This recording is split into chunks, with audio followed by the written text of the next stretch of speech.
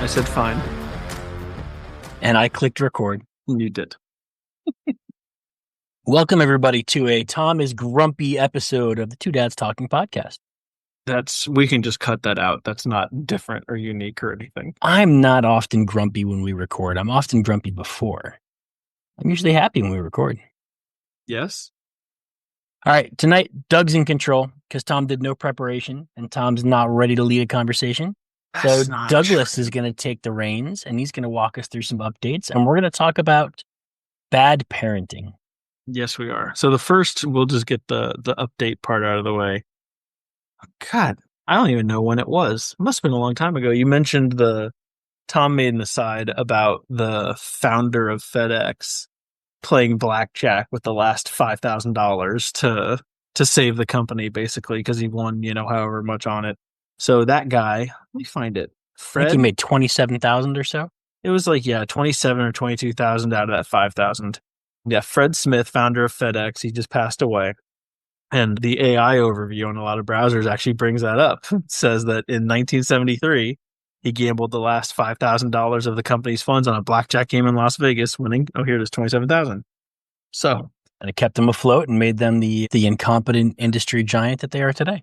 Yeah, in a weird, ironic twist, because I usually don't do this, I did spend an extra 17 seconds researching this, and it wasn't like this was the only bill they had to pay. They still had to raise the whatever it was, like $10 or $11 million to get through whatever process they were in, but they had something like a year or two to do that. But they had this like fuel bill that needed to be paid like ASAP, and they weren't going to get the money in time to pay that, and that was going to probably hurt them, just because then that company wouldn't give them any more, so they might not have been able to get up off the ground.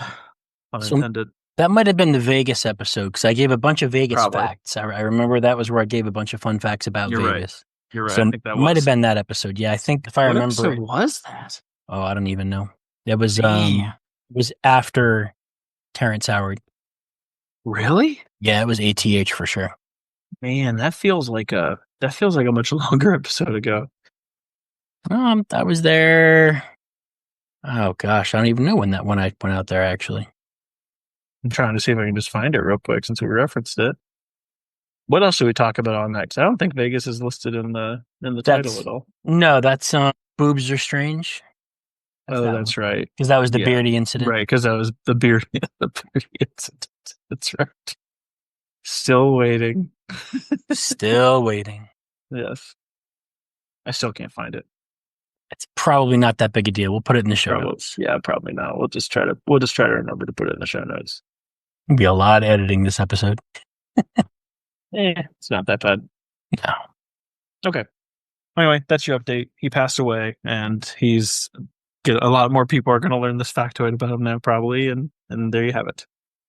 I do not have any Bonnie Blue updates. That's Tom's job. Oh, and I also don't have any Bonnie Blue updates. It's terrible.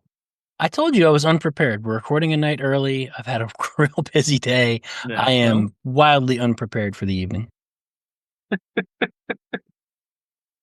I'll do one right now. Ready? Yeah, let's do one right now. Bonnie Blue. The machine. Try to searching for this. Bonnie Blue in the news. All right, we've got the Andrew Tate thing. We can talk about an update for you. Jimmy Carr on Twitter says, "I made Bonnie Blue gag." And did he cook for her? Let's see. So there's some video of him that says, "Oh, what do you think of Bonnie Blue?" And there's some 3-minute video, and his first response is, "Have I had a stroke?" And then Bonnie Blue responded to this video and said, "I would give you a comeback," different spelling, of course, but I just finished scraping it off my teeth. And then Jimmy Carr responded to that by saying, "I made Bonnie Blue gag." Well, she did have the interview with Andrew Tate. They sat down and did like a 3-hour interview. I forgot about that, but that happened this week. Wow, she's slowing down. Only one man in 3 hours. I know, right? She really pumped the brakes on that one. He's a lot of man, though. It's what I hear. I have no idea. I'm deciding this was a bad idea, recording a night early. I am not in the right spirit for this. You drink my rye a little faster. Your bad rye, the bad rye that is bad. It is not good rye. Yeah, it's from a local distillery, and the owner is fantastic for our community. And she's really good at sponsoring and donating to a lot of events, including the Next Up Music Festival, of which I'm a board member. She's a fantastic human being and just gives so much to the community that I'm not going to say the company's name because I don't want to badmouth her. And I want to drink this bottle to support her because we bought it locally, but it's not good rye. This is the business equivalent of saying they have a nice personality. No, it's more than that because I'm legitimately Oh, good. grateful for the things that she They're a does for nice the community. personality and they have lots of money. Okay. Lots of people have those things, but they don't share them and put them to good Huge cause. tracts of land. Oh, But father, I don't want land. and I thought I was cynical. All right, let's talk about something. Let's get onto a subject. Maybe we can break me out of my funk here. I don't know. I wanted to talk about, so we were gonna I wanted to make this a more parent-ish episode again, because we do that every so often. We haven't done it in a little bit. Tom found an article a little bit ago. Was it last week? I don't know. Something like that. All of my days are blurring together, which I'll explain sometime hopefully soon, but the really short version is I've literally had about twice as much work as I normally would have on my regular full-time deal. So, Andrew found an article. It's from BET.com, and it's Will Smith. Let me pull it up, damn it. Okay. Will Smith admits his parenting style backfired with Willow and Jaden. So, he did an interview on, this is how I know I'm old, all these things I've never heard of. He did an interview on Heart Breakfast with Jamie and Amanda. I have zero idea what that is, but it sounds like a morning show. And he basically said in so many words that their parenting style was, if you tell the truth, you won't get in trouble. Just tell us the truth and, no punishment, no trouble. And now that they're, whatever, in their teens or older or whatever, I think, they're like adults now, actually, I think. Yeah, I think the younger one is Let me find Jaden, it. and I believe he's like 23, 24-ish. Oh yeah, 26 is Jaden, or 26-year-old Jaden and 24-year-old Willow is what it says. Okay. And he basically says, "Boy, that was a bad idea. Shouldn't have done that." And then he goes on to say, "All of you people who are parents out there, yeah, don't do that." That's a summary. And I have thoughts. I think that Will Smith is giving bad advice to parents. I think he's partially correct. You can't set up a situation where there's absolutely zero punishment because every situation is different. But I think this is one of those, it's good advice for other super rich, super famous, super celebrity parents. It might be good for them, but I don't think it's good for your average folk. And unfortunately, I think a lot of average folk are going to follow this. Well, he's not saying to do it. He's saying don't do this. He's saying it was a Correct. mistake. So he's not That's what I'm giving saying. advice saying this is what you should do. He's saying the opposite. He's saying do not do this. It was bad. It's like you're trying to upset me on purpose. No, you just said the opposite. He is saying, do not this thing. Yes, and you just said that the rich people will take that and be good with it, but that a lot of other people are going to learn the wrong thing from this. Excuse me. The advice of don't do this parenting style, that is good advice for super rich, super famous, super celebrity people. It is bad advice for regular folk. Oh, I can't wait to hear this justification. Okay. I told you this. And It's like you don't, didn't I think even... I misunderstood something in your communication. Why is doing this thing that he hates good for the middle people, for the plebes like you and me? Why should the lower class people like us be doing something like this? Well, it's not that we should. Did we explain this first all the way? Did we go into this and give an explanation on this radical honesty thing?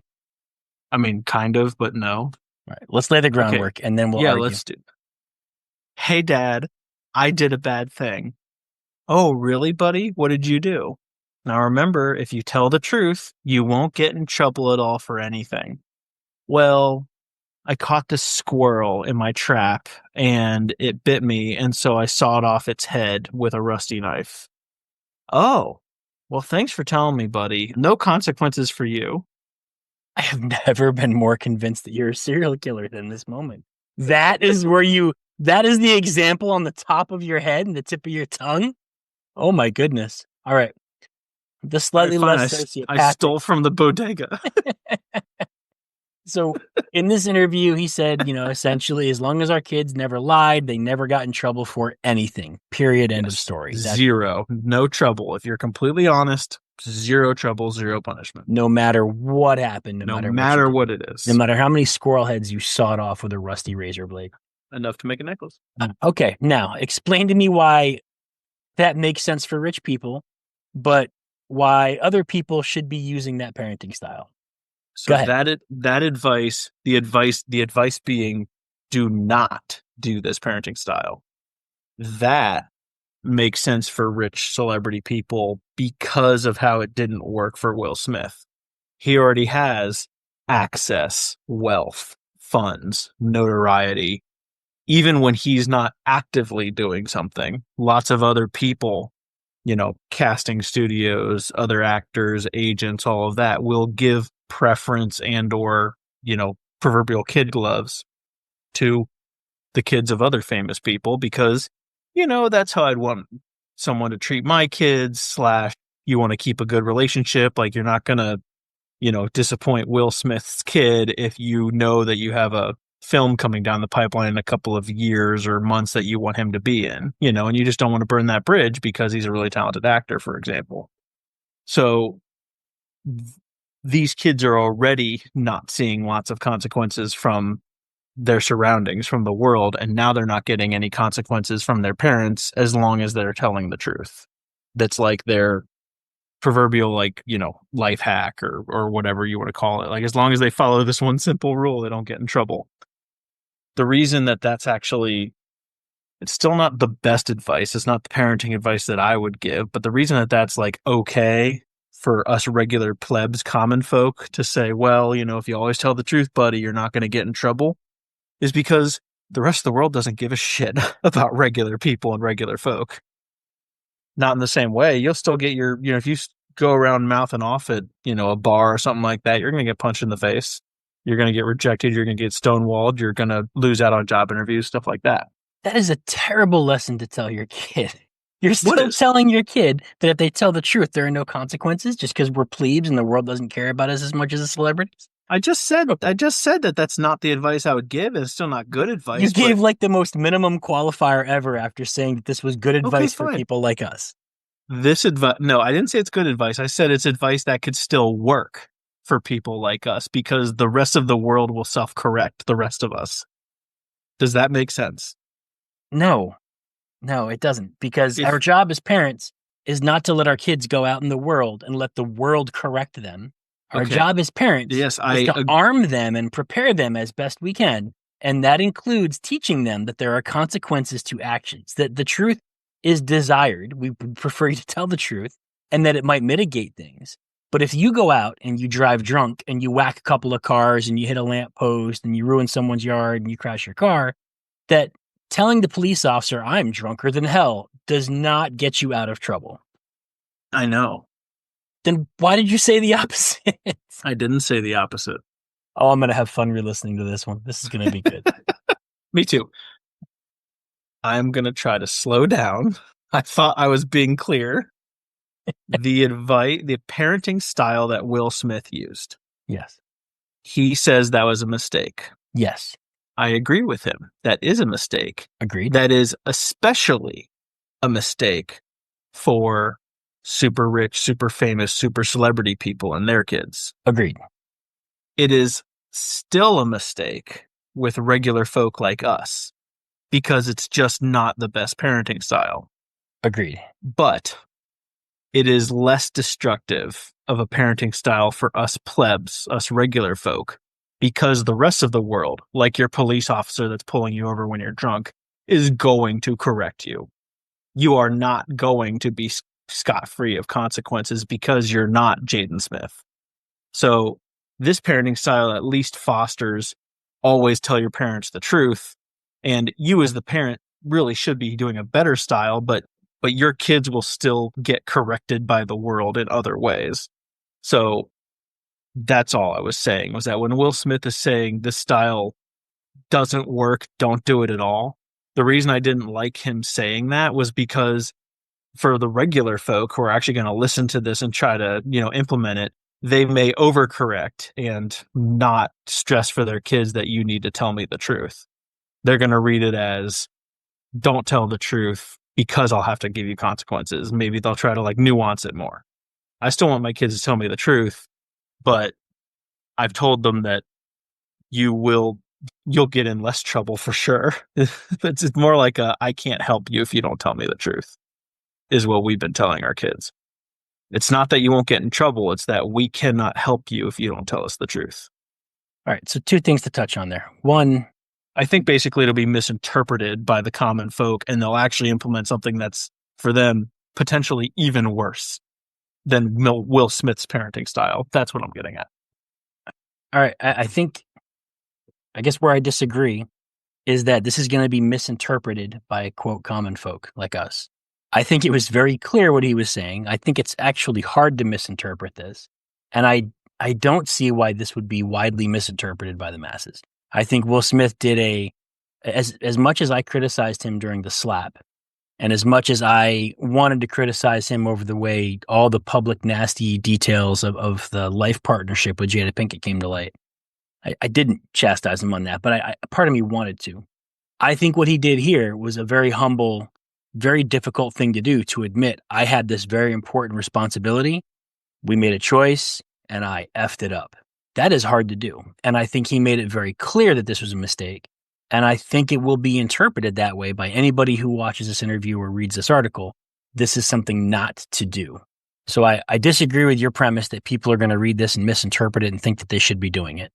I think that's just a disagreement on my part. I had another thing I wanted to put on this and I didn't write it down, so I've already forgotten it. I guess it couldn't have been that important.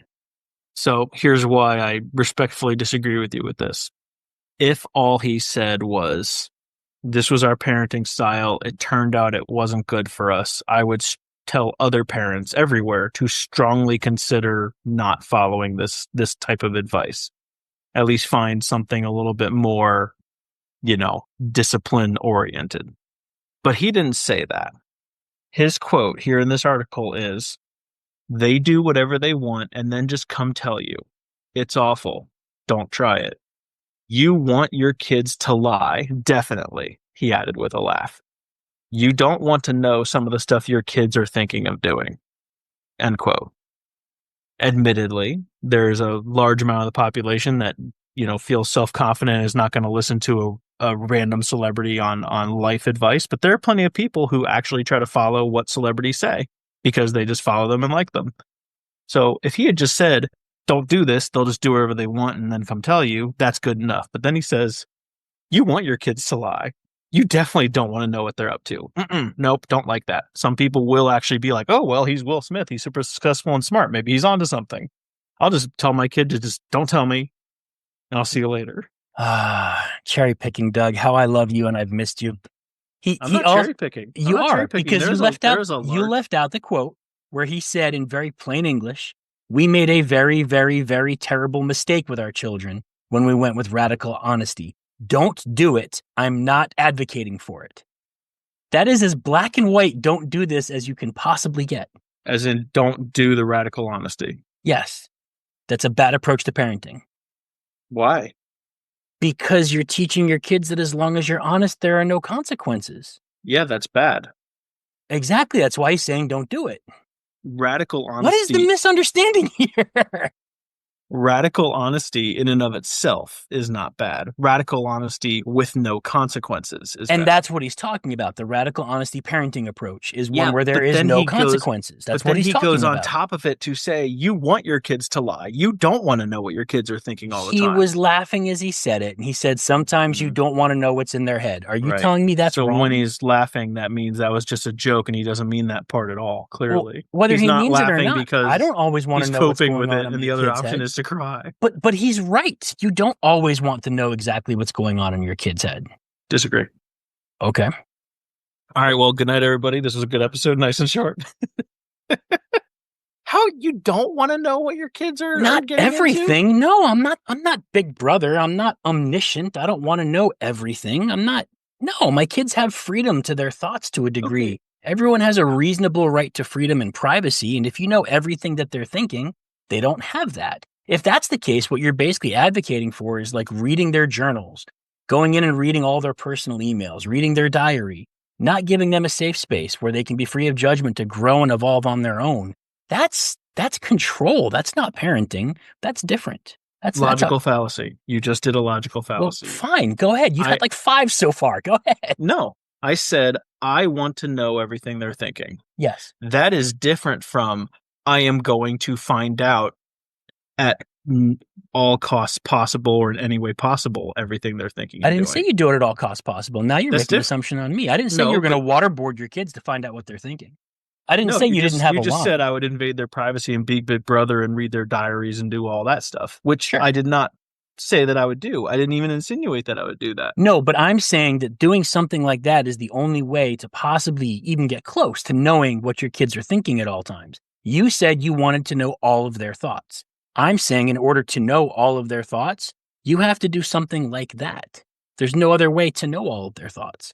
And why would you want to? Why do you want to know about every crush your daughter has on a boy at school? Why do you want to know about every crush your son has on a girl at school? Why do you want to know if one of your kids thinks mommy's the favorite parent and daddy's mean because he did this and it's something irrational that's likely going to change on a day-to-day basis anyway? Why do you want to know every single thought in your kid's head? Why? Well, very visceral answer is that my personality base type is a thinker controller. So I want to know everything, consider everything, and control everything theoretically. There's the control thing that you said I didn't But say. You're saying you want to control. Like, hey, you want an answer to the you question? gotta make up your mind. No, I have. I'm giving you the answer to your question. You wanted to know why. To me, a parent that doesn't quote want to know everything that's going on with their kid, my natural reaction is to think that at some small level, at least a little portion of it, that parent doesn't care about their kid. I know that's not true.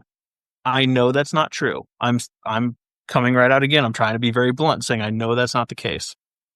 The backdrop that I'm always painting this stuff with, having been a kid myself, thank you very much, is that, of course, a parent is never going to know every single thing their kid is thinking or doing or getting into or whatever.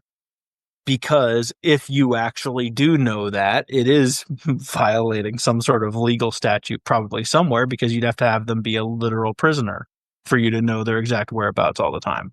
I understand that. It's the knowing how it works in the real world. I am trying to establish a relationship or a precedent where I want my kids to tell me everything that they're thinking and feeling and doing, because I want them to know that this is always like the safest place, the best place. No one else in the world is going to care about you or help you at times. I will. And sometimes helping you is, you need to get a whooping, you need to get in trouble. You need to face legal consequences or other consequences. Sometimes that is the best thing for you. But I cannot help. I cannot do the best thing for you if I don't have all the information, potentially. I still could. I can still make a good guess and probably get it right in a lot of cases because, again, I was a kid once. But I want my kids, if they come to me with something and they want my help, even if they're going to get some trouble for it, I want them to know that telling me everything is their best chance at the best outcome for them, no matter what it means. That's different than wanting to know all of their thoughts at all times. That is very different. Well, in reality, in practice, it's different, but that doesn't mean I still don't want that. I'm not going to violate my kids' privacy to learn everything, but I still want to know everything if I could. And strong disagree. I want my kids to be able to come to me and tell me whatever they want. I want them to be comfortable when they come to me and talk to me, but I don't want to know every single thought in their head. I couldn't comprehend that. I can't comprehend all the thoughts in my head. Yeah, Let alone I'm not going to 3 know more every people. thought in their head. And I know that, and I get Two that. of my but- kids are girls. I'm not going to understand half of the shit they're thinking.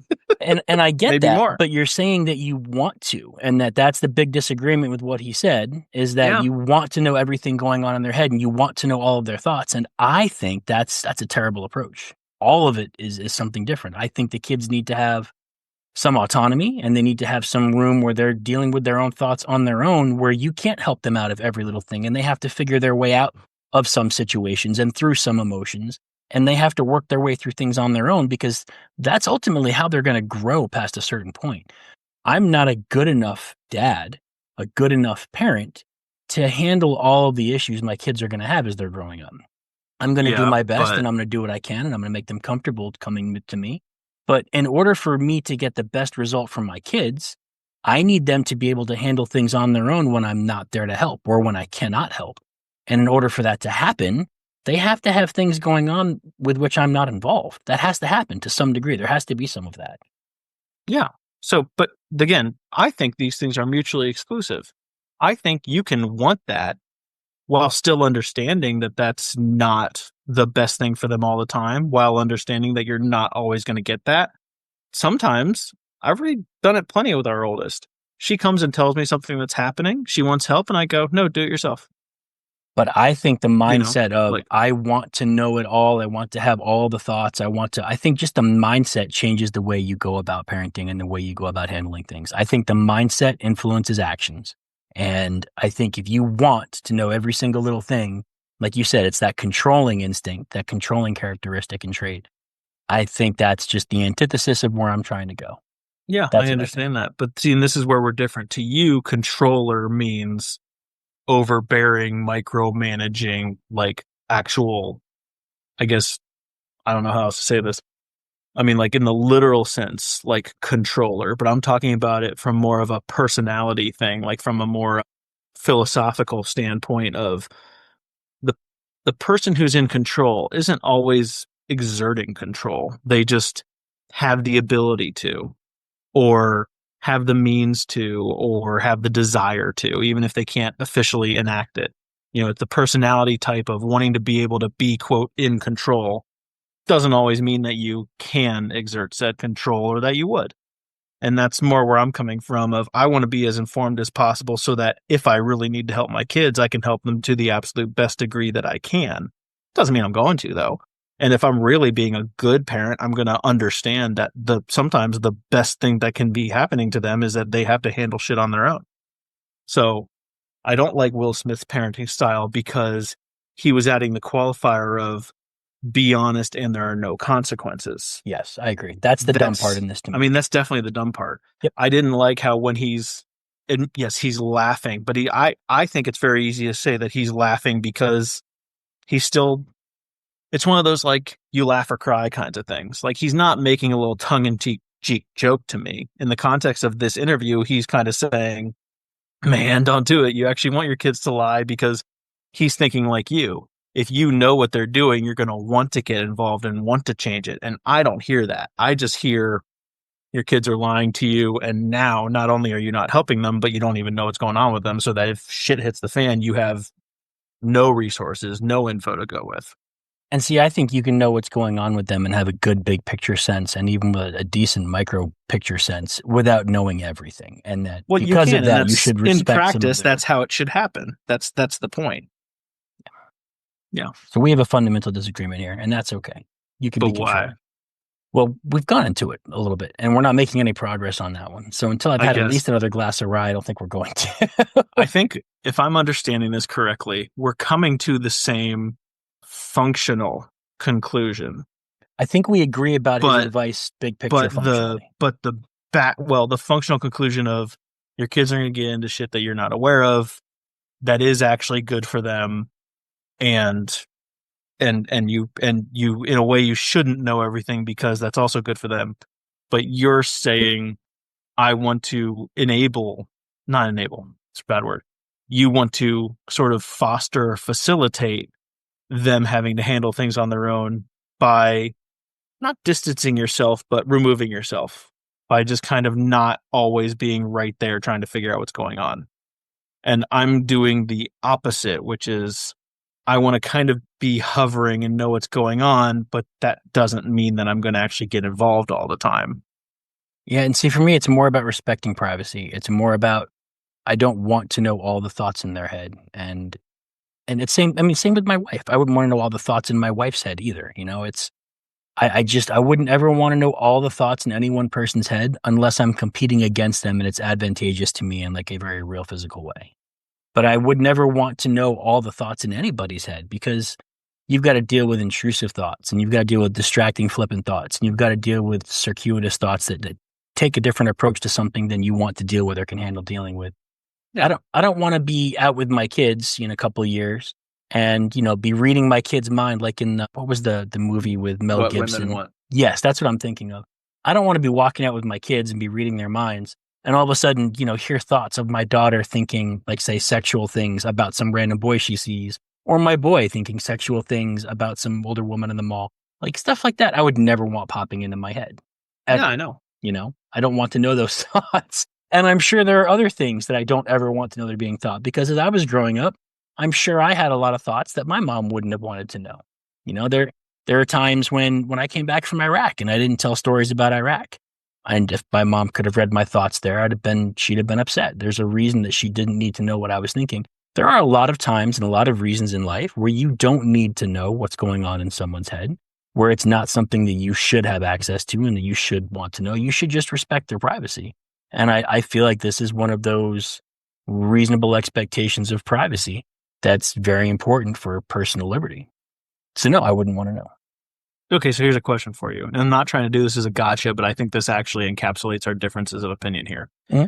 If there's something you like patently do not want to know, okay, but someone wants to tell you anyway, like your kid or whoever, are you still going to let them tell you? Or are you going to say... Because what I want isn't the most important thing. Responsibility outweighs desire. And yes, my responsibility is to be there for my kid with anything that they want. Yes, but in my admittedly unfair scenario, Not knowing unfair. It's fine. Well, you don't want to know something. You're pretty sure that if you know the ins and outs of this, you're going to want to help or get involved to mitigate something or whatever. And so you're trying to not know, but your kid wants to tell you anyway. You're still going to listen to it? Of course. And I'm never trying to not know. I just accept that there are things I probably don't want to know about. I'm not making I don't have a desire to want to know things I don't want to know. But yes, anything that they want my turn to be super frustrated with you. You're basically saying what I'm saying. There are going to be things that I'm not going to be able to know. No, because you're saying you want to, and I'm saying I don't want to. That's the very big difference. That's the only difference. You're saying we're both admitting we can't know everything. We're both admitting saying that. There are things you don't want to know. Right. And you are therefore receding yourself away to make sure that happens. And I'm doing the opposite. I'm saying there are things that I don't want to know, and there are plenty of things that I know I'm not going to know. So I'm making sure to know as much as I can to be as helpful as possible. But the difference here, and what you're same function, but different. No, it's not, because what you're missing here is that I'm not backing away because I don't want to know these things. That's not why I'm saying I should back away from this. I'm backing away because of someone's individual right to their own autonomy and their own privacy. It's not always my business. That's what I'm saying. Okay, what? Okay, me too. Just because I want to know something doesn't mean I'm going to go find it if I realize that's probably better for them to do it themselves. How is it the philosopher is the one missing the whole point of desire and intent in this conversation?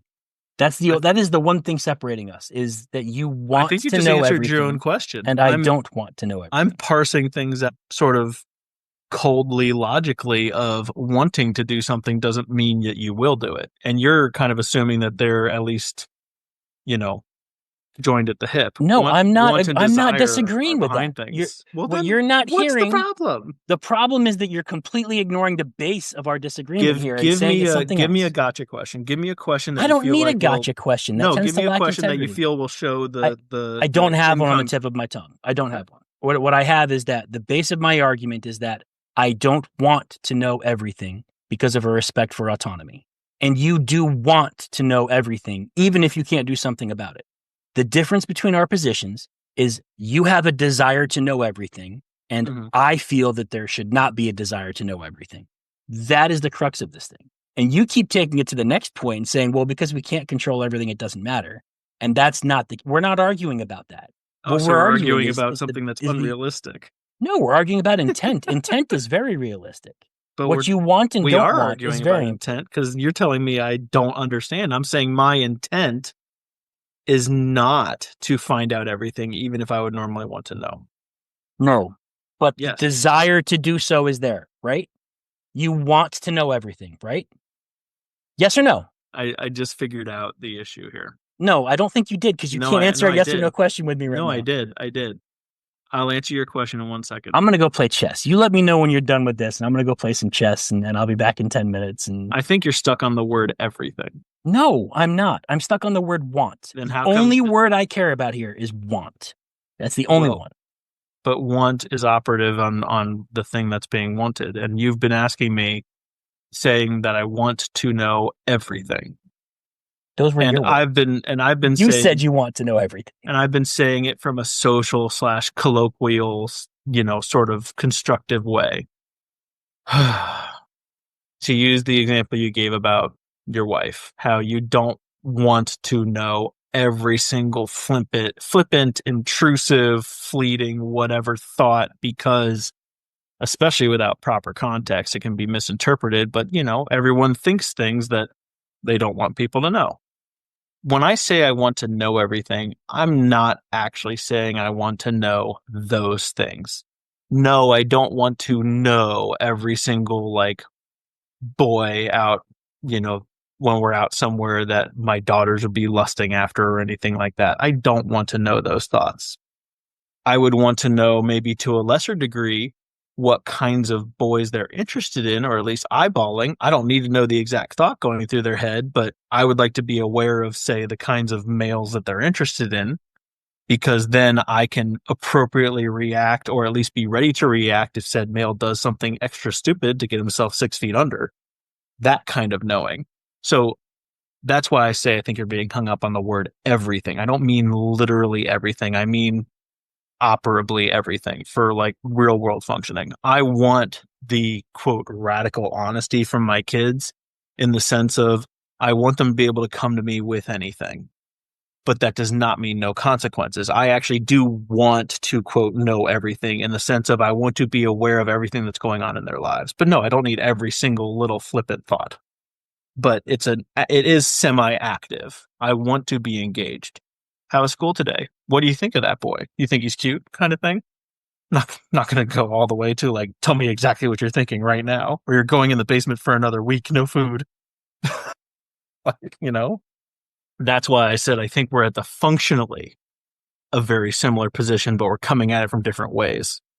You're kind of being available if they want you, and I'm saying I'm trying to sort of get some of that information actively myself, but without going into the intrusive part. One is passive, one is active, but we're at the same functional place, if that makes sense. I disagree that one is active, one is passive. I think that you should be proactive in the way that you're saying. You should be probing your kids for, how was your school day today? What happened? Is there anything that happened I should know about? I ask those questions every single day when I pick my kids up, every day, because I pick them up every day. I'm the one who leaves work early and goes home and gets the kids, gets them from school, goes to karate. I do all of the after school everything. And I ask every single day, how was your day? Did anything fun happen? Did anything happen that I should know about? Is there anything that happened that you think I would want to know about? We go through those questions. You should be proactive on that. I 100% agree. But I also think that the passive side of it is something that gets nurtured by you being proactive like that. I think that the passive side is attached to the proactive, because if you're proactive, then they become more comfortable coming to you and talking to you about those things anyway. And so the passive just sort of happens naturally if you do the proactive thing right.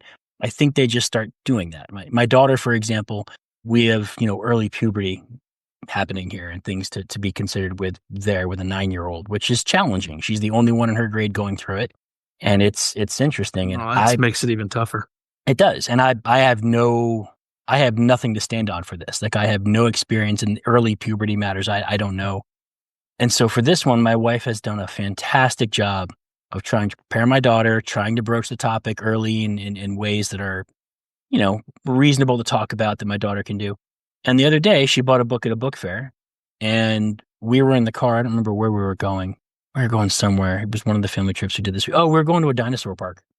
And we asked her something, and she started talking about her book, and says, in my book, there's a girl who moves to a new school, and she has her period the first day in school. It's her first period. And out of nowhere, my daughter was just talking to us about the period and what it means, and, what to do if it happens to her. And all of the prep work that my wife did being proactive, trying to make this a comfortable topic, in which my daughter never once reciprocated and really had a conversation. But all of a sudden, she's just talking to us. And she's saying how the school has pads in the bathroom for girls and how she has, this little package, that little purse thing that mommy got her with pads in it. And she can use that with her friends if her friends need one. She knows how to use it. She knows to give it to a friend if something happens to her friend unexpectedly. So by being proactive, my wife set the stage for this. And our daughter then came to us in a way where we were being very passive. We were not talking about it at all. And she just came out and talked about all this. So I think that the two things you mentioned, I don't think that they're necessarily different. I think that the one nurtures the other. I think if you do the thing that you're doing, the thing that you're talking about, where you're proactive and you're talking about what happened, how was your day, I think that leads to them coming to you on their own accord. I think that leads to the passive thing just happening more often. So even the term passive seems weird, a little bit off to me, because you're putting in all that work in the first place. You're putting in that investment. It feels more like the eventual return. It feels more like a dividend being paid after you work your butt off at this for a while. That's how that feels to me. So I don't think those two things are different. They can be. If you're only doing one or the other, if you're only waiting for your kid to come and talk to you about things, that's a problem. You're probably never going to get that if you're not doing something proactive to nurture that. But yeah, I don't think those two things are necessarily different. I think they go hand in hand if you're doing it right. I want so badly to disagree with you just to see what your reaction would be, but I actually completely agree. Well, good. I wanted to be like, man, your head is so far up your ass. Oh, I actually agree. I thought of a good way to describe where I'm at. And this was a real thing that happened, I don't know, months ago. Our daughter came home from school and she was just like, as the kids would have said a couple generations ago, I think now, she was extra. She was, moody, like, resting bitch face, but for a 7-year-old, kind of thing. And hey, sweetie, are you okay? Yeah, I'm fine. Okay, not fine. Something happened at school today? No. Okay. And then I think I said something to the effect of like, did something happen? And there was that little flicker on her face that was obviously like a yes, but then she was like, no. And she was like not having it. And I went to, did something happen with somebody? And I saw the little flicker again and she was like, I don't want to talk about it. And Tom knows. My first thought was like how to like go beat the shit out of some adult somewhere, maybe potentially. That was like where my head went, was worst case scenario. And I thought, no, she's already given me a little bit. And I said, okay, sweetie, well, I think something happened with somebody. If you want to talk about it, I'm here. And 5 minutes later, she comes in and says what happened. And it was just another girl, in her class got mad at her for doing something and she doesn't know why they got mad at her and blah, blah, blah, blah, blah. So got to work it out. That's kind of what I'm talking about when I say I want to know everything. I kind of push a little bit to see if I can figure it out, but I'm not going to, cut off my nose to spite my face kind of thing and just find out that one thing to make it uncomfortable. The perfect example, I think, of what, this is how I can describe what I think Tom was getting at, which is what I was trying to say I wasn't doing. I think her name's Patricia Heaton. Is that the actress that plays the Deb, the wife in Everybody Loves Raymond? Okay, the one thing I'm worse at than time traveling is actor and actress names. I couldn't tell you. Who's Will Smith? We had the kids at work who didn't know who Will Smith was about a month and a half ago, and it broke my heart and made me feel old. Yeah. But he's still in things, isn't he? Well, not since the slap, but he did just launch a new hip hop album. Yeah. I will say that I call them the kids. I saw someone say that if you speed that up or slow it down, it actually sounds good. I mean, actually, I haven't listened to it, and I feel like I should. I've got to. We can talk a little bit afterward. One. Yeah, we can talk a little bit afterward about my former Will Smith connection, and we'll chat about that when we're done recording. Okay. But we've got a group of young professionals who work with us and sit near gnarly, me and a buddy hip young people. Well, they're not gnarly and hip, but they're in the age range of like 23 to 27, 26. And when we realize some of the things, I call them the kids or the children. They are kids. They don't know what Blazing Saddles is. They haven't seen like Dirty Dancing. That's actually old. But everybody should know that. Spaceballs, they didn't know. They didn't know who Will What? Smith was. What? One of them had never heard a song by Jay-Z, like really just legitimately had not heard a Jay-Z song. So we're having moments at work these days where I realize exactly how old I am. At a fundraiser we had last month, I don't know if I told this on the cast yet, but if I did, we can edit it out. At a fundraiser we threw at the beach. We had a big fundraiser for the Next Up Music Festival, and we had live music. It was like 4 hours. It was a great time at a beach club. Some kid there was talking about how much he loved the band that was playing and how awesome they were. And they were playing something by, I think it was Nirvana at that time. And he said, "I love this song, da da da da da." I was like, "Yeah, me too." He goes, "Yeah, my dad just got me into classic rock, Nirvana and Pearl Jam." And I was like, "Just shut your mouth. Just stop. That is not classic rock." And then one of the board members was like, "Oh, Tom, like that's like 30 years ago, man. That is classic rock now." So I'm having all these moments where I realize exactly how old I am now. And a lot of it is with the kids at work because they didn't know who Will Smith was. I had to be like, he just slapped somebody at the Emmys. Like that's how people recognized who he was. Yeah. This is like the Futurama joke where it's like he's listening to like a Tupac song or some hard rap song, and Leela comes in and goes, "Fry, turn off that classical music. Talk to me." Like, yeah, that's what this is. Yep. Anyway, it was Patricia Heed, Oh, good. the actress who played Ray Romano's wife, or Ray's wife. Sure. And she was on like a late night, show talking about some movie she was doing or whatever. And she mentioned that she, doesn't trust her 13-year-old daughter or whatever to tell her everything. And so when her daughter goes to sleep, she like logs into her daughter's email and looks through her emails and reads them and all that stuff, like got the password and hasn't said anything and just does it like a lot of nights just to, keep abreast of her daughter. And of course, half the audience is like, and she basically said, no, like I'm her parent. I should know. I need to protect her, blah, blah, blah. And I think Tom is basically accusing me of that and potentially more. And I would not do that unless I have cause. And police officer Tom will agree with me on that. I feel like I'm not going to search the car unless I have cause to do so. I'm just much more, I guess, what I like to say, active about that. Kind of like telling my kids, like almost like in our analogy, sometimes you should kind of tell me what's in the car, or almost like let me search the car so that I can be helpful to you. Like if something's there, I can be a help to you. Otherwise, useless if you don't tell me stuff. Like believe it or not, I have been here before in some way or another. And I come back to it's the desire to want to know, quote, everything. And I don't want to know everything in someone's head. I don't. But that's the thing. I don't want to know everything that's in their head. I want to know everything that's going on with them, like at least superficially or yes, generally. but if you're being a proactive parent and you're doing your job as a dad, you're gonna have that picture already. That's the thing. And maybe maybe this is where my mindset is coming from. My parents knew jack shit about what I was getting into at times, and they were involved parents. They were good parents. I think my parents did a good job. They were definitely not, passive, staying back and not caring. And I was into plenty of stuff they had zero idea about. And so, and maybe this is why we had the issue here. Sometimes my parents were very much like trying to figure out what was going on and trying to be, almost involved, like borderline. They would at least think about reading the proverbial emails. And I knew that. So I reacted in a way that was making sure that they couldn't, follow my tracks all the time. So I have this weird, like, I know what I was when I was a kid. So I do kind of want to know everything generally because I know that I got myself into some shit and got kind of lucky. But I don't want to be that intrusive because I imagine they'll be like me and they'll just start covering their tracks more. So that's why, to me, the want versus the action are mutually exclusive because of what I was, essentially. Which is totally, completely fair because obviously my kids are exactly like me. They're not. They're really different. So I'll come back to you guys in 10 years and tell you how I really screwed up something.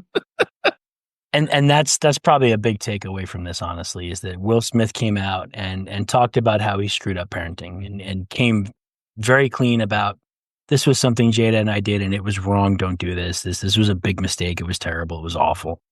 how many of us are going to be willing to do that in 10 years, 15 years, and go back and be like, yep, I fucked this up as a parent. We talked a little bit about this in the episode called The Bitch of Being a Dad, where you don't know if what you're doing is right or not until way after the fact. The kids don't come with instruction manuals. You don't really know if you're doing a good job as a dad or as a parent until after the damage is done or But the it's not benefit has been even gained. it's not even that binary though. Like people say good parent versus bad parent, but even that Sometimes sort it of is. I I would mean, argue this is bad parenting, well, what Will Smith's yeah, doing. Straight up binary bad yeah, parent. yeah, there is a cutoff point, but it gets each individual little issue or philosophy or whatever has its pass fail kind of element. But when they all get blended together, you know, it's you can't say exactly where the line is from a complete person, that you parented all the way up. Like you can kind of know if you've been, if your kid's good, if your kid's bad, but it's real hard to find the exact spot where it's like, oh, these three things did it, one way or the other. I, you're right. Will Smith does deserve credit for, you know, showing his ass in a way, a little bit of saying this is something we did and it was not good. I think it is one of those good intentions, bad output because of that last part of the quote where he was saying you want your kids to lie. Because to me personally, I already know my kids are gonna lie. They already try to lie lots of times. Tom apparently can see his kid's eyes tell him when he's lying, and I never had that. So Yeah, go back but and listen to that that episode. was Why we should lie to our kids. That's a good one. Go listen to that. That was a fun one. yeah. I read something else where someone said the same thing, like kids' ears start smoking when they tell a lie, and then he said that their kid would come running into the room covering their ears about to Yep. tell them something. That's a good one too. Yeah, but Nothing same quite as kind of good as thing. the Deuce Fairy that Charles brought. Like That that one one was was the really that one smoke. was really good. That was But fantastic. yeah, but that's my take is like my kids are gonna lie to me anyway because they're kids, and also because they're Yep. my kids. So even though they're not me, they've got elements of me. So I have to kind of be proactively trying to plant the seed of no, you really should tell me as much as you feel willing to. And part of that is knowing, like what you said, that I'm just not going to know everything. Yeah. So it's like a Sun Tzu Art of War kind of mentality of, I mean, there's plenty of times when I haven't even told them that I know exactly what's going on. Oh, of course. Yeah. You keep that in the pocket. Yeah, Because as exactly. soon as you So tell them, something's going to change. yeah, And you want to be able to use that when it's most important later. yeah, That's a serious hammer to drop. yeah. There was And a psych episode where Henry caught Sean lying about something. And I think I think Sean was trying to ride a dolphin on a field trip or something. And Henry kind of chastised him for it. And like, this was stupid. And you were sloppy in planning this. Of course, I figured it out. And Sean said something like, wait, so you want me to lie to you? And Henry said, no, son, I'm not telling you I want you to lie to me. I'm telling you that if you are going to lie to me, I want you to make it harder for me to catch you. And that right. honestly that's the challenge that I kind of want, That's a couple of levels below. If you're going to kill somebody, do it right. Our yeah. episode with Cain Velasquez, like, Yes. come on, Oh, update don't on be that sloppy. actually. We have an update there too. I talked about John Jones and how I wanted to consider him the GOAT, but he hadn't fought Tom Aspinall, and there's always something going on. He's always got a performance enhancing drug thing going on, or a ban, or a criminal charge for something awful, and he hadn't fought in like a year and a half. He retired. Instead of fighting Tom Aspinall, he retired 2 days ago and said, nope, I'm done. I retire. And so now I can't think of him as the GOAT anymore, even though he really never lost a fight. He really didn't. The one that he lost was for a silly rule that they've gotten rid of since then. No one ever actually beat John Jones in the different classes he fought in. But he just ducked someone who was the contender and had the interim belt. And instead of fighting him and unifying the belts, he said, no, I retire. And I'm sorry, that makes you a bitch. Okay. That's our update for that one. Moving on. So the other thing about Will Smith, the one thing that I thought was interesting, speaking of fighters, we're going to go back to Will Smith slapping on rocks. Yeah.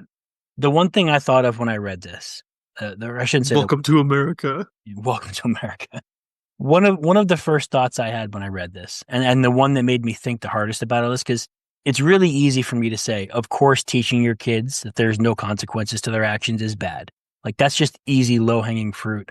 Obviously, that was stupid, and it takes someone like Will Smith and Jada Pinkett Smith to come up with something like that, and to think it would be good. Like, I'm sorry, that's just dumb. Well, but see, go ahead. Sorry, I'm sorry. Go ahead. Sure. But the thing that that it made me wonder is that this is something that the two of them agreed upon. You know, the highest stakes, raising your kids. There's nothing higher stake than how you're going to raise your kids, right? They took the time to go out and they took the time to identify this radical honesty, no consequence parenting style. And then they looked at it and decided this was the best thing. My thought is, did that really just tell us much more about them than it did about their parenting? Because you look at their relationship model and there were What no relationship model? well, right, but there were no consequences for stepping outside of that. There were no consequences for anything that they did that most relationships would consider, bad. Not in Hollywood. There's plenty of that crap in Hollywood. You've got committed people in Hollywood too. You do. There I are know, I'm people saying there you too. do, but there's plenty of not that in Hollywood Well, also. sure, but Probably a higher instance, man. but Well, I'm maybe willing not. to I don't bet know. that most of those people probably have a similar parenting style to this, or at least would be more open to it.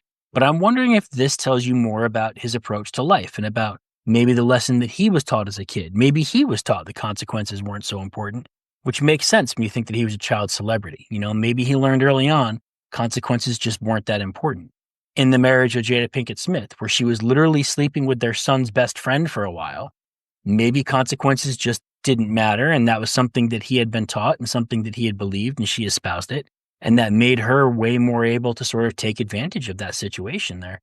Maybe this whole radical honesty thing tells you more about Will and Jada Pinkett Smith than it does anything about their kids. Maybe this is something that they were just applying because it was already sort of a part of their core belief and who they were with each other and in general. And I'm just, just a thought. We could be really unfair and say, that Jada didn't want any consequences, and so she preached this as like a family mantra just so she could keep doing whatever she wanted, and he didn't, and he went along with it for whatever reason.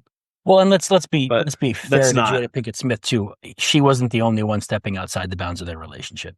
Well, no, but he was too. He was equally. No, I know. I'm just saying you can make it that? slanderous where one person is totally all for this, thing because they want to keep doing the other crap they want to do. Yeah. Well, it's like the hot wife trend that I thought honestly, like it was. I didn't realize what it was. Well, it's a real thing, which I didn't realize. I know it's a real thing. There was an article on, I think it was Psychology Today, and it was like, why is this gaining popularity here in America? Hey, let's go to the shooting range and practice with a firearm. Okay, now aim for your foot. Yeah, right? That's what it is. I legitimately thought that it was like, one of these. I'm going to sound so old now, and here I go. Let's just make myself sound even older. Please stop getting me excited. Sorry. I thought it was one of these like newfangled young pornography categories on porn. Man, the Fangles. Yeah, the Fangles. The Fangled came out. But if you had said to me 2 weeks ago the word hot wife, I'd have been like, that's a porn thing, right? Like it's something on porn. I did not know it was like this growing movement in America and that guys are actually turned on watching their wife be with another guy. And a part of me goes, no, nothing. Are you really? This is a new label for something that this used to be called cucks. Yes. Cuckolding. That's all exactly this is. It's just a new label for an old thing. Well, I feel like cuckolding is when the guy doesn't necessarily know about it. And it's a derogatory thing because your wife is sleeping with someone else. She's cucking you. She's cuckolding you. But you don't necessarily know it. And you're certainly not, necessarily complicit. It could just be like a cheating spouse. No, I think the hot wife thing, because cucks were also guys who that people used to joke about the chairs in hotel rooms so you could watch your wife get somebody else. Yeah. Oh, okay. So I think it was an umbrella term. Okay, maybe. I thought of it very differently. I always thought it was an insult. We should compare internets sometime. No, we should not. That sounds awful. Actually, that might be fun. Actually, if we just search the internet histories, that might actually be really fun. Yours will be full of Bonnie Blue. It would now, yes. No, I think I always thought of it as I always thought of a cuck as someone whose wife was cheating on him. That's kind of how I always thought of that term, and that might be a me thing. But the whole hot wife thing is someone who is actually turned on by their wife being with someone else, and I don't think that there's like an opposite to that. I didn't see anything in the article about hot husband. I didn't see anything like that where a wife gets turned on watching her man with someone else. It's called Mormonism. It's fair, but it's interesting, and I just feel like I don't know. There's stuff like that's gaining ground in America, and that's I don't know. I just don't understand. It's just not my thing. I guess I don't know. I can barely keep the one woman in my life happy. I don't know how I would manage to keep multiple women happy. I would fail horribly. I don't know why you would bring up the hot wifing thing. I have exceedingly strong opinions about that. Half of them exceedingly insulting. Well, the irony of all of this is that I'm upset with Will Smith's outcome. Like I like the message, but I hate the I don't even know what I'm trying to say. Like I appreciate the action of trying to give advice and being able to admit your mistakes, but I think his application of it by saying at the end you don't want to know everything going on with your kids, I think that's wrong. The ironic twist on that is that, and I may have been doing a lot of this episode because you know me pretty well, and I was clearly not expressing myself to you right at all. You thought I was just like, oh yeah, of course I want to know everything that's going on with my kids. I want to put Just gonna like look through, cameras and gonna neurosensors look in their through their phones brains. all the time, and I'm like, no, I'm not doing that. Like I'm maybe giving the wrong practice idea, even though I have the other idea in my head. And see, I like that he gave this advice, and I like that he gave this, that he was willing to, like you said, show his ass is a good way But to put see, it. that's But the thing though, and I do think. Sorry if I cut you off at the wrong spot. I should let you have that sorry, I'm because getting used to it tonight. It's okay. I I'm know sure I've cut you off too. It's fine. I know probably. Well, I'm gonna piss you off again probably with this next thing that I say. So be happy for one more sentence.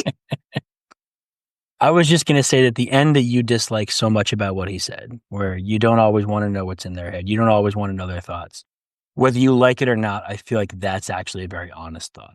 You know, whether Oh, it's an we, honest thought. You're and that's right. why I like But it. That's why I respect it. I think that was an yeah, honest admission and an honest thought. And I think that this whole interview he did, I think a lot of it is swallowing pride and making yourself humble and showing.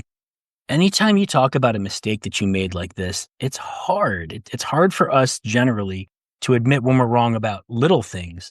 Something this big, especially all the controversy his kids have been involved in, this has got to be a hard thing to own. And he's taking ownership. And one of the things that we rail about all the time is that you show up and you be present and you take ownership. yeah. He's taking ownership that he didn't do those first two things. And that's got to be really, really hard. Devil's advocate in me would say he's taking ownership because everyone knows he screwed up, and so now he's guarding his kids by taking that on. It's just his protective parenting I don't thing by think he saying, ever "Well, that's needed to actually come my out and fault." admit this, though. I don't Oh think yeah, he ever had to I come out and agree. say this. If he was going to admit this, he should have admitted, like, from a protective standpoint, it would have been 10 years ago. So I don't think this is Right. like, as No, active. I think this is So him honestly being reflective and honestly realizing, whoops, that I shouldn't have done that. And then him just being humble enough to actually talk about it, which I find very impressive because I've never thought of Will Smith as a humble guy. So that's something that was my big takeaway from that. yeah. I mean, I think my issue with him is like this good in theory, bad in practice. Like some people will just hear that it's okay if your kids lie to you. And I'm always kind of a ends don't justify the means kind of baseline of, you can't get a good outcome from wrong things. So if kids are going to come to you and tell you anything, they shouldn't be lying to you because that just can't, in most cases, that can't help. I understand the omission part, like what you talked about, for example, with your time in Iraq. Like there is a sort of a lying by omission. I think that's okay, because on the other end, if you're not going to tell somebody something, the other person has to kind of accept the like, don't ask questions you don't want to know the answer to, kind of viewpoint. But the thing I was going to say that might upset you again is that the whole when I was saying this philosophy of radical honesty where you don't get any consequences just as long as you tell the truth, I said that works for the plebs, the common folk. And I don't mean like works like they should actively put it out there. I was more saying it works in the sense of like even a common parent that implements that might still end up with a half decent kid because the rest of the world is still going to punch them in the face if they mouth off to them. For example, like Jaden Smith can mouth off to somebody and potentially see no consequences.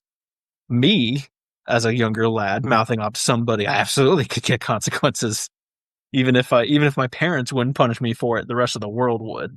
So there is a scenario in my head where a regular common folk, quote, implements this parenting style and they have a kid who still ends up being a relatively well-adjusted kid because they learn real quickly that the rest of the world will punish them, but they're still being completely honest and open with their parent, which is, a good thing overall. But it's sort of like a lucking into it, accident thing into it. I don't want a parent to sit there and say, you should lie to me sometimes, that's better. That's what I thought he could be imparting on people. So I wasn't saying like, yes, you should absolutely do this if you're a regular person. I'm just saying Will Smith's parenting style that he says was bad can still actually kind of, quote, accidentally work for non-super celebrity people was kind of what I was getting at. I thought he may have sort of shot himself in the foot with the last quote about saying you want your kids to lie. That's all. But yeah, didn't have to admit this. He could just recede into the night with all of his wealth and money and go somewhere and not be bothered again. But yep. Yeah. All right. I think we're good. I think we've already did enough for one night. Never. It's never enough. Do we have dad jokes? What do you call a fly without wings? A walk? Good job. I told my doctor I've been hearing buzzing. He said, don't worry, it's just a bug going around. Your turn. I have 2 more, but I'm going to give you a chance to go first. How do you follow Will Smith in a snowstorm? Follow the Fresh Prince. Yes, my man. Did you know that Will Smith can make swords and axes and hammers? Oh, I haven't heard this one, but I feel like I can get there. You can. Swords and axes and hammers. Mm-hmm. Is this something about him being a tool? Nope. I don't know. I know the thing will take out the dead air, but I don't want to wait that long. Well, of course he can make them. He's a blacksmith. Oh, damn it. Yeah, I thought you'd get to that one. Yeah. All right. Why did the man with glasses fall down the well? I'll help you out a little bit. Why did the man who was missing his glasses fall down the well? Might be a better way to help you get there. I don't know. Because he couldn't see that well. Oh, that's good. Yep, I like that one. All right, my last one. Why isn't there a pregnant Barbie doll? Because Ken comes in a separate box. Yes, sir. Correct. You know that Will Smith used to be just full of life and fun and joie de vivre. Now he just seems jaded. Mm-hmm. What was the one about? It was right after the slap. I'm so sorry. It's not coming. It was my favorite joke of time. I actually think I know what you're talking about. It was just something about getting rocked or whatever like that. No. It wasn't that one. It was something like Will Smith should worry less about whose mouth his wife's name comes out of, and more about who's coming in his wife's mouth. Yeah, I gotta find that one. I gotta look that one up. Yeah. Yikes! It's a good one. I promise it was a good one, but it's been a while. All right, yeah, that's all I got for tonight. We're good. It's offensive enough tonight. We're good. Will Smith should worry less about whose mouth his wife's name is in and more about who's in his wife's mouth. That was the joke. There we go. It's like the same thing. And then after the slap, the other one was Will Smith defended his wife so well during the Emmys that she definitely let him watch later that night. That was the other one. All right. We're good. We got our updates in. Charles, I owe you an apology for the Mars episode not being actually released early like it was supposed to be. He called me out on it on Patreon. Thank you for that. It is up now as we're recording this. Sorry it wasn't really early, but we'll figure it out. Thank you to our patrons. Thank you guys so much. We're looking forward to having guests on if we get lucky next week. If not, probably the week after. We're working on it, but I've been slacking in outreach, and the one guy I thought we were going to have on real quick is really hard to get a hold of. We'll have a guest for you guys. We'll bring you something of more value, some actual dad stories and dad advice and dad fails. Thank you guys for listening. We appreciate you. Radical honesty. Radical freaking honesty.